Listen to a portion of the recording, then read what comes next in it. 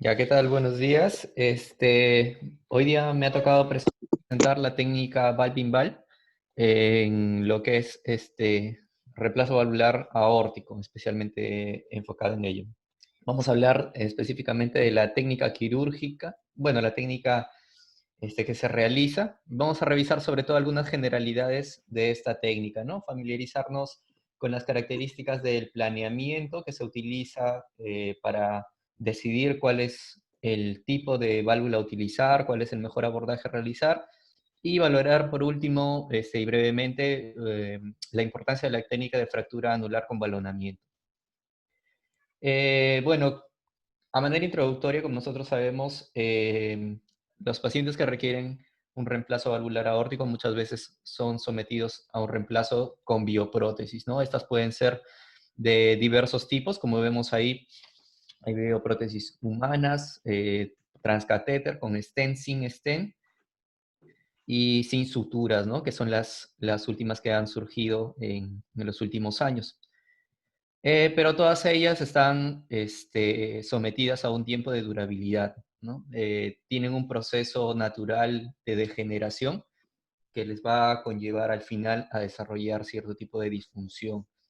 Como vemos en el gráfico, se observan varios estudios en los cuales han catalogado un cierto tipo de durabilidad libre de disfunción en estas bioprótesis.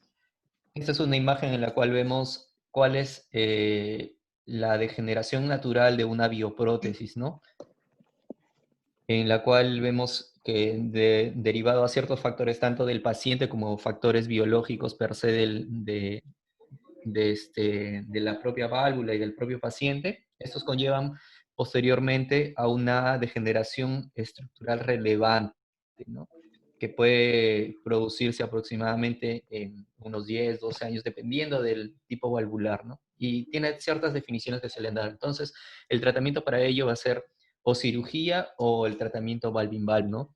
Vía percutáneo. Eh, Hay algunas definiciones que se han utilizado en varios estudios que han evaluado disfunción valvular, pero sobre todo ahí abajo vemos subrayado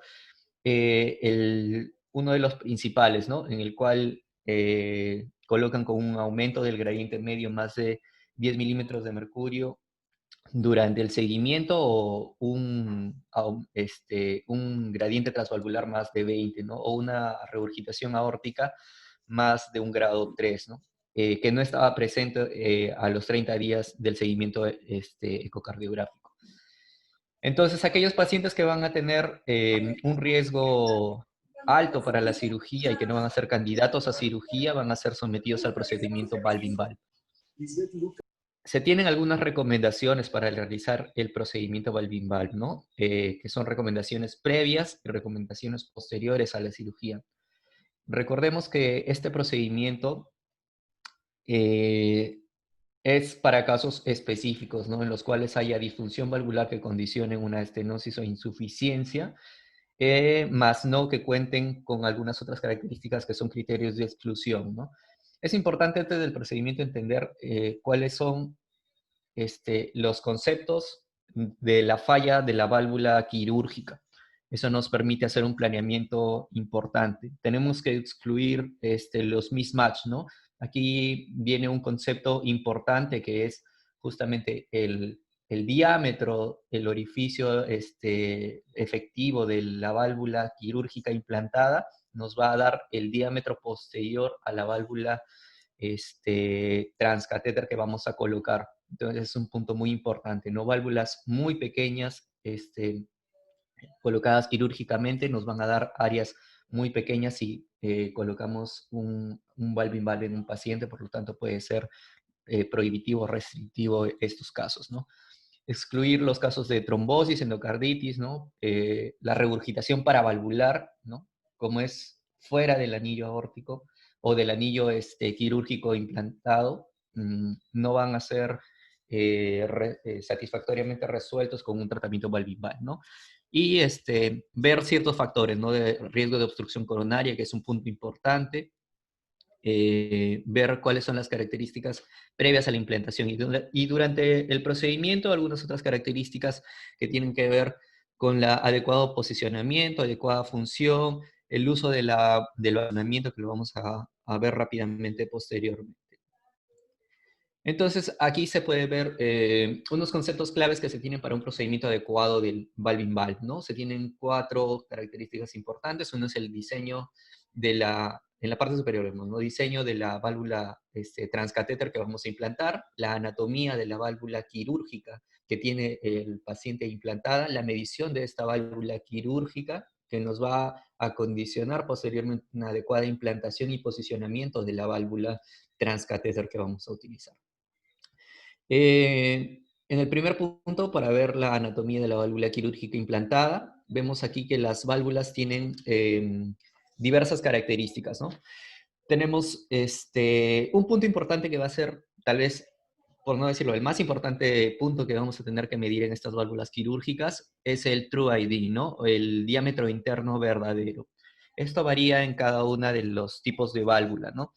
Y eso nos determina al final la válvula, el tamaño valvular transcatéter que vamos a utilizar. Aquí vemos diversas características, ¿no? En las primeras figuras vemos que dependiendo de qué tipo de válvula sea, esto nos va a dar un anillo o un True ID independiente para cada uno, ¿no?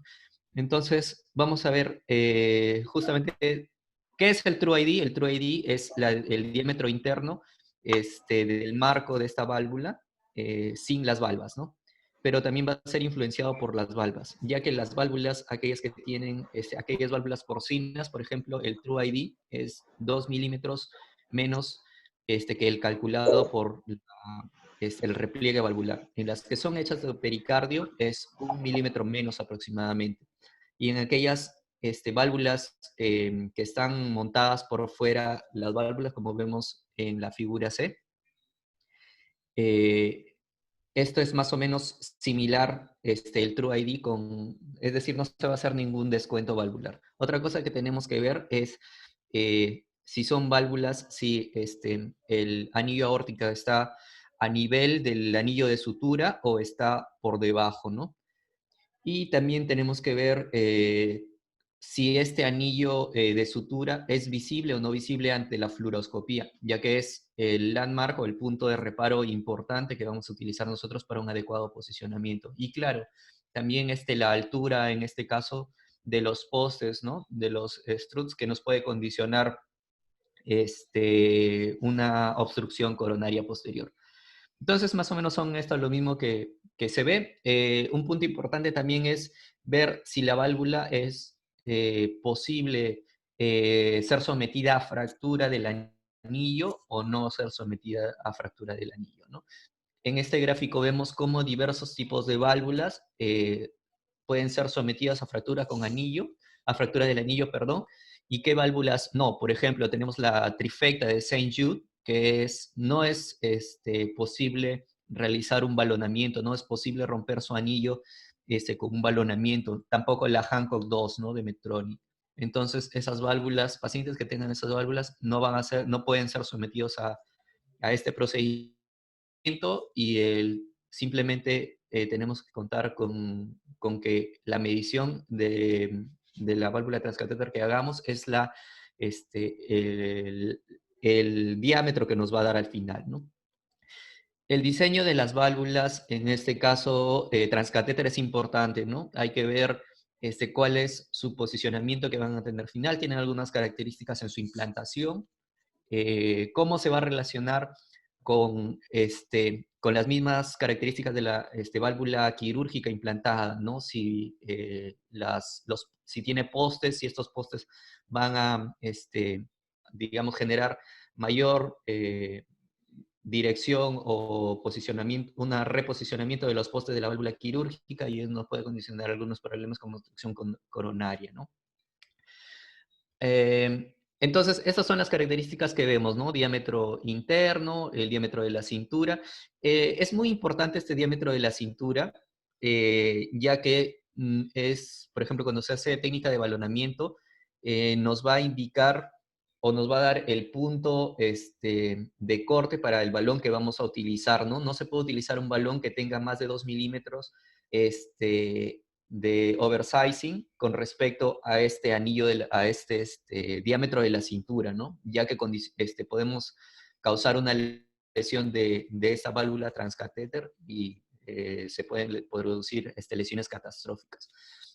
Entonces también las demás características que van a correlacionarse con la implantación, si está más, una protrusión más hacia el lado ventricular o al lado arterial, ¿no? La medición justamente de la válvula quirúrgica, ya lo habíamos mencionado, ¿no? Que más o menos cuánto es el True ID. Entonces, estas válvulas transcatéter que se relacionan con estas válvulas quirúrgicas tienen sus normogramas respectivos, ¿no? Para decidir cuál va a ser el tipo de válvula a utilizar, si son, más bien dicho, compatibles los tipos de válvula que vamos a utilizar con estas válvulas quirúrgicas. ¿Qué válvula se utiliza? Bueno, depende del cuán familiarizado esté el equipo que va a realizar el procedimiento y también si tienen algunas características de restricción que no impiden esta compatibilidad entre válvula transcatéter y válvula quirúrgica, ¿no? Un punto muy importante en la valoración es el riesgo de obstrucción coronaria. En este caso, el anillo quirúrgico o el anillo de sutura tiene que se relaciona con los senos coronarianos, ¿no? Dependiendo de esta relación, de esta distancia que se obtiene entre ellos dos, hay un riesgo que puede ser alto, intermedio o bajo de obstrucción coronaria. Como vemos ahí, está determinado por unos valores en milímetros, ¿no? Siendo una cercanía muy próxima, menos de 4 milímetros, un alto riesgo de producir lesiones o obstrucción coronaria, ¿no? Riesgo intermedio de 4 a 6 y más de 6 ya es un margen de seguridad, ¿no? Con menos de 2% de obstrucción coronaria. En esta imagen podemos ver, por ejemplo, cómo se relacionan, ¿no? En la imagen A vemos que si hay una buena distancia, la posimplantación que al final causa un movimiento excéntrico de los postes, de los struts, puede condicionar la obstrucción, ¿no? Vemos en la figura B, por ejemplo, que hay menos cantidad de espacio y como en la figura C, cuando se pone ya una válvula transcatéter, hay un aproximamiento de las partes superiores de los postes hacia los ostium coronarios que puede condicionar la obstrucción, ¿no? Entonces, ahí se ha diseñado una app eh, para valorar todas estas características, ¿no? En las cuales se introducen qué válvula quirúrgica sea implantada, se pone las características de esta válvula y nos da unas recomendaciones sobre qué válvula transcatéter utilizar y qué características y qué precauciones tenemos que tener, ¿no? Además que nos ayuda mediante las imágenes ya previsualizadas fluoroscópicamente cómo es que tiene que quedar una válvula aproximadamente que vamos a implantar. Sobre el posicionamiento de implantación, como les decía, es muy importante el definir el anillo o el plano de implantación que está dado por el anillo, en este caso quirúrgico, el anillo de sutura. Sí, con respecto a ello, nos va a permitir ver qué tanto vamos a poner en el lado ventricular o en el lado arterial una válvula, ¿no? Entonces, las válvulas se han desarrollado para tener este cierto grado de implantación. Por ejemplo, aquí esto es unas características de una Sapien 3, que es una válvula transcatéter Sapien 3, en las cuales vemos que esta no debe exceder aproximadamente los 4 milímetros ventricular, o sea, hacia el lado ventricular del lado, este, con respecto al anillo quirúrgico, ¿no? O más del 20% dice acá, pero más del 15% es lo que se recomienda actualmente. Como vemos que también esta válvula tiene unas marcas que se pueden relacionar con otros puntos de marcaje que tienen las válvulas quirúrgicas implantadas, ¿no? Y cómo tienen que estar en relación con ellas. Si el diámetro que vamos a obtener con la implantación es un diámetro corto, ¿no? O vemos que queda un gradiente post-implantación de la válvula, podemos proceder a realizar la técnica de fractura con balón, ¿no? En las curvas de presión de la parte derecha de la pantalla, vemos en el grado A es cómo es la preimplantación y en la figura B vemos cómo posterior a la implantación todavía hay un gradiente, ¿no? Entonces se realiza la técnica de balonamiento, se logra ampliar de más o menos de 1 a 2 milímetros más el diámetro de la válvula implantada y con ello mejora las curvas de presión. Algo muy importante es que el balonamiento se puede realizar antes o después de la colocación, o más bien dicho, con la colocación de la válvula, ¿no? O después también de la colocación de la válvula. Entonces, tiene ciertas ventajas y desventajas, ¿no? La ventaja es que alguien que realice un balonamiento previo al, a la colocación de la válvula, esto cambia rápidamente la hemodinamia, ¿no? Y tiene que realizarse una implantación mucho más rápida de esta válvula para no producir las repercusiones hemodinámicas que se producen. Esto depende mucho de la experticia del equipo, ¿no? Mientras que si se pone una válvula posterior, perdón, se hace balonamiento posterior a la colocación de la válvula, no hay este desbalance tan brusco hemodinámico, pero sí hay un riesgo de la posible migración o de lesión de la válvula implantada, ¿no?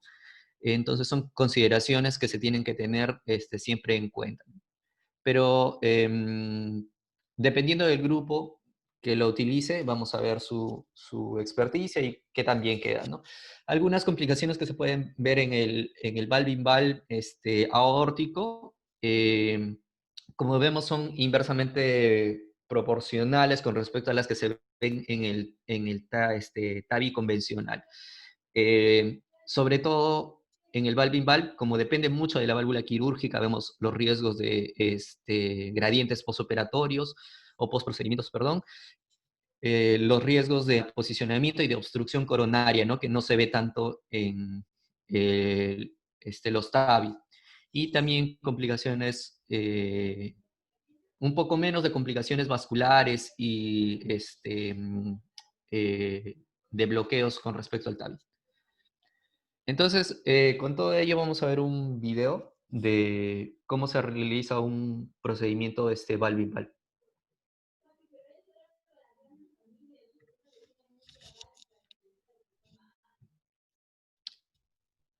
A ver, espero que se pueda ver el video. No sé si me pueden confirmar.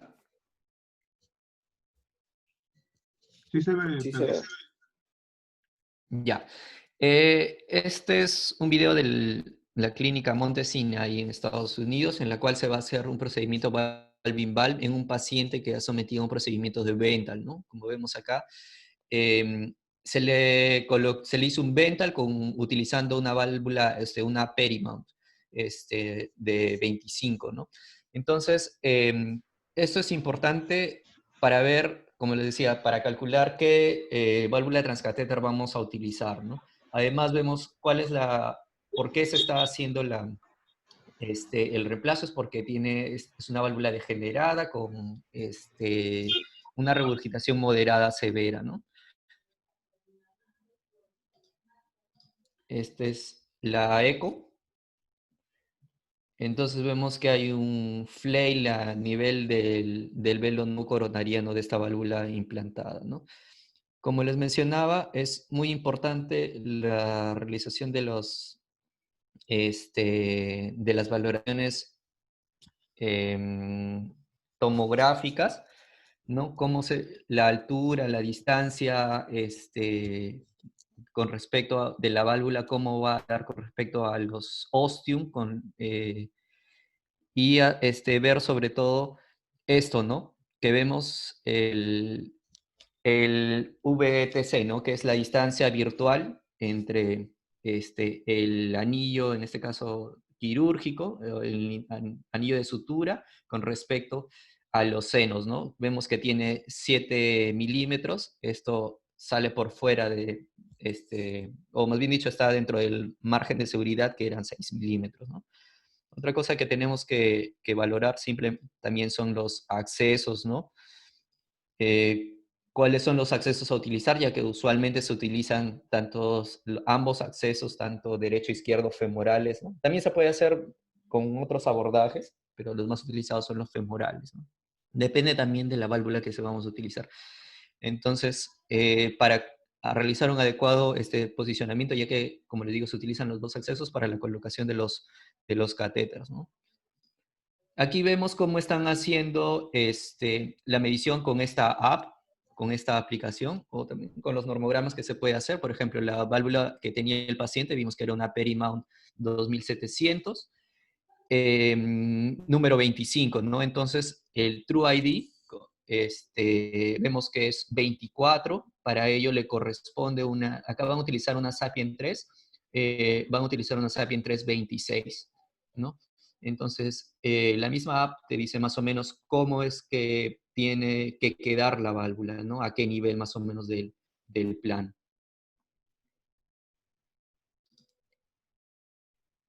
A ver, bueno, estas ya son las mediciones biométricas correspondientes, cuánto es lo que se va a utilizar y vamos a ver el procedimiento.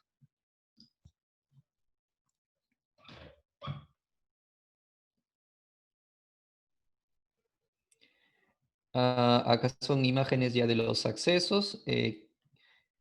Quería mencionar una cosita por aquí.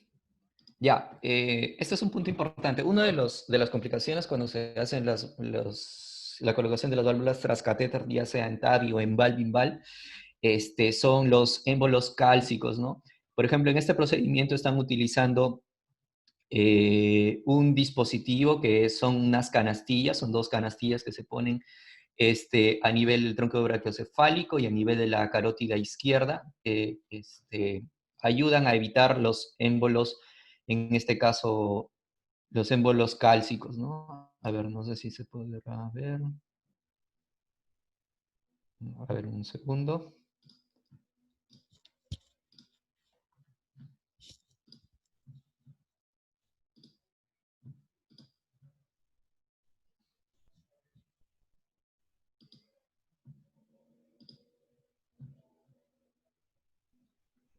A ver, ¿se ve el video de la aorta? Hay una. Ya, perfecto.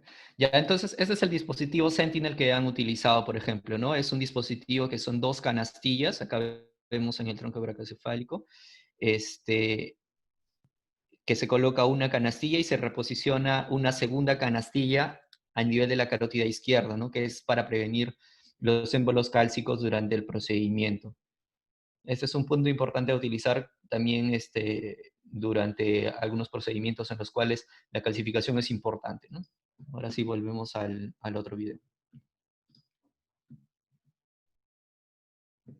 Se ve el video, ¿verdad?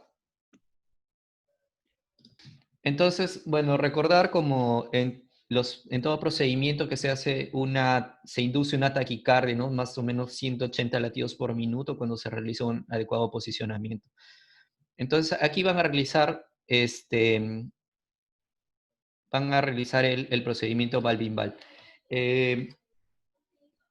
Como no se ve desde el inicio, solamente quiero mencionar que se hace en un laboratorio híbrido, ¿sí? Más bien dicho, las recomendaciones es que se realice en un laboratorio híbrido en el cual se cuente incluso con la posibilidad de dar circulación extracorpórea al paciente ante una eventual fallo o ante una eventual lesión del paciente, ya que puede suceder en cualquier parte del procedimiento, ¿no? Acá el paciente está en posición supina, que es como se realiza este procedimiento, y el equipo se coloca completamente toda a la derecha, porque van a utilizar el abordaje transfemoral derecho, ¿no? Se coloca al paciente una sonda transesofágica, ¿sí? Para poder valorar eh, todo el intraoperatorio, cómo va quedando la válvula y las características de la implantación y el equipo de fluoroscopía, ¿no? Entonces, aquí han utilizado por el lado derecho, han puesto un catéter 7 French, ¿no? Y han posicionado dos suturas ProGlide. Por el lado izquierdo han colocado, se puede colocar un catéter 6 French menor, tanto a nivel arterial como venoso, ya que por el lado venoso va a ir un marcapaso, ¿sí? O también a veces lo ponen por a nivel yugular, y por el lado arterial un pigtail que va posicionado en la aorta. Esto es para lograr hacer las fluoroscopías previas, ¿no? Entonces, aquí lo que están haciendo ya en el video es avanzar con una guía y con un catéter, ¿no? A ver, vamos a ver.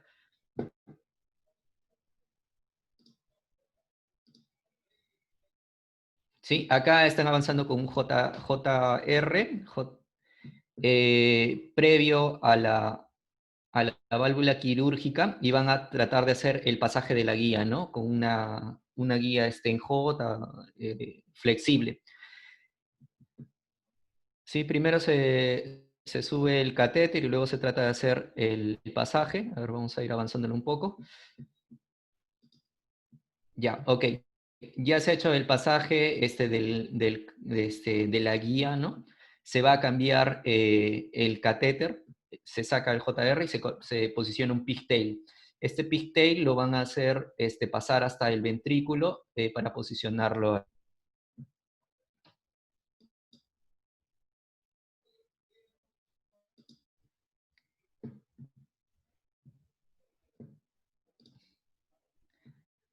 A ver, una vez que colocan el pigtail dentro del ventrículo, ya hacen el intercambio de guía, ¿no? Se saca ya la guía flexible y se pasa a una guía rígida. Puede ser, hablan de posicionar ya una guía rígida, usualmente una preformada, ¿no? Hay unas guías que tienen mayor forma para evitar la lesión, en este caso del ventrículo, ya que puede causar perforaciones, como en algunos casos habemos observado. Eh, Antes de que veamos cómo se coloca el dispositivo, simplemente es importante ver que cuando es muy estenótico, estas guías rígidas que usualmente se utilizan como la Safari o la Confidia, no pueden llegar a tener un buen pasaje y se puede utilizar una Landerquist. Acá ya vemos que están colocando el sistema de despliegue, ¿no? Se ha retirado el pigtail y ya están colocando el sistema de despliegue de la válvula. Vemos en esta parte de aquí cómo está la válvula y el balón, que es lo que ingresa primero, ¿no? Entonces, este sistema se tiene que hacer una recaptura del balón para posicionarlo dentro de la válvula, ¿no? Esto se hace en la aorta descendente, ¿sí? Entonces, ahí ya han reposicionado o están posicionando el balón dentro de la válvula. Una vez hecho ello, van a proceder ya al avance correspondiente de la válvula. Entonces, ahí ya está posicionado y van a subir. Vamos a avanzar un poquito. Listo. Ahí están colocando ya la válvula a nivel del anillo de sutura que se puede ver aquí, ¿no? Entonces, como recordemos, en esta válvula, por ejemplo, no tiene que quedar más del 15% a nivel ventricular o más de 4 milímetros, ¿no? Entonces, ahí van a hacer el reposicionamiento, están haciendo un pullback y van a hacer más o menos van a ver cómo va a quedar. Posteriormente van a hacer una prueba con taquicardizando al paciente para ver cómo va a quedar, cómo va a responder hemodinámicamente.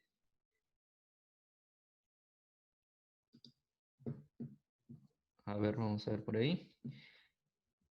Y listo, suben la frecuencia cardíaca a 180 con el marcapaso y se proceden a hacer el inflado, ¿no? Con el balón. Muy bien.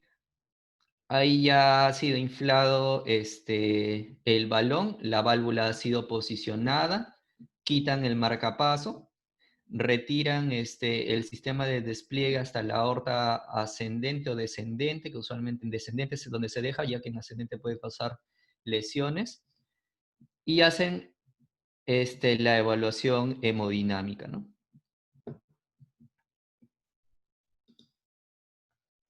A ver, vamos a ver. Ahí van a hacer la evaluación ecocardiográfica primero. A ver, vamos a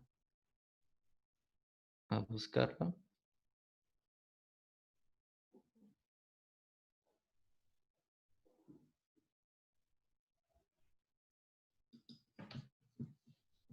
Ya, te mencionan nada más ahí que el paciente quedó con un gradiente medio de 3 y acá vamos a ver las curvas hemodinámicas, ¿no? Ves prácticamente como no hay gradiente o hay un mínimo gradiente aórtico ventricular, ¿no? Lo cual indica que esta válvula ha sido bien implantada. Esto se mide ya con un píxel abajo, ¿no? Pero la ecografía es lo que ayuda sobre todo en una primera instancia, a ver cómo ha quedado la plantación, ¿no? Ahí vemos el eco, ¿no? Con un gradiente, perdón, una regurgitación trivial, ¿no? Que es lo que se puede observar.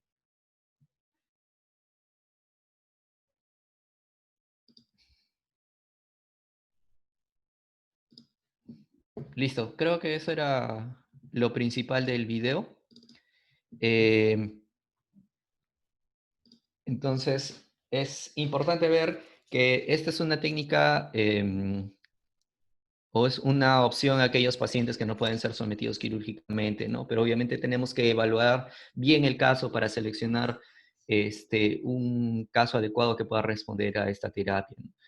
Es por ello que el planeamiento es muy importante para evitar los riesgos catastróficos y además contar con el soporte siempre ante cualquier eventualidad que se pueda presentar en estos pacientes.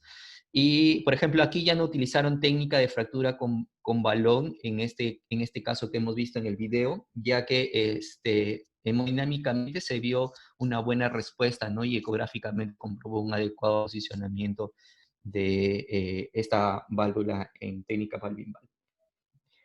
Bueno, creo que eso es todo lo que quería presentar. De repente, si tienen alguna pregunta o algo que quieran adicionar, adelante, ¿no? Muchas gracias.